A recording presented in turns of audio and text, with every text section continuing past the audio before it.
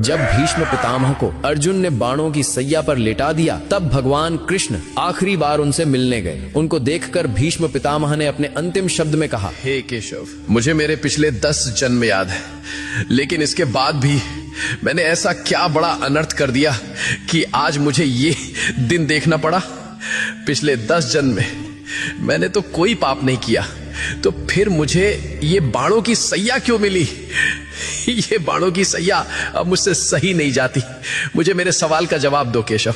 तब भगवान कृष्ण ने कहा कि हे पितामह, ये बात आपके 10 जन्मों के पहले की है। जब आप एक राजकुमार थे, तब आप जंगल से भ्रमण कर रहे थे। तभी आपके रास्ते में एक सांप आ गया। आपने उसको मारा नहीं, बल्कि ये सोचकर कि कहीं ये सांप किसी को काट ना ले, इसलिए आपने उस सांप को रास्ते से हटा दिया।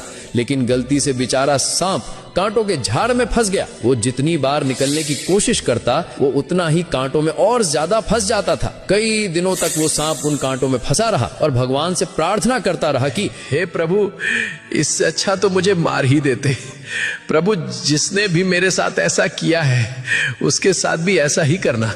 लेकिन पिछले 10 जन्मों में आपने ऐसा कोई पाप ही नहीं किया जिससे आपको उस कर्म का फल भोगना पड़े। लेकिन जब द्रौपदी का चीर हरण हो रहा था, तब आप मौन रहकर भी ये सब देखते रहे थे। आप चीर हरण को रोक सकते थे, लेकिन आपने ऐसा नहीं किया। तभी आप इस पाप का भागीदार बन गए थे। इसी कारण से जैसे वो सांप उस दिन कांटे में फंसा था, आज उसी प्रकार आपको ये कांटे की सैया मिली है। तुम कितने भी बुरे कर्म कर लो, लेकिन उसका फल अवश्य मिलता है, इस जन्म में या फिर अगले जन्म में, लेकिन मिलता जरूर है। भगवान कृष्णा को दिल से मानने वाले भक्त कमेंट में जय श्री कृष्णा अवश्य लिखें।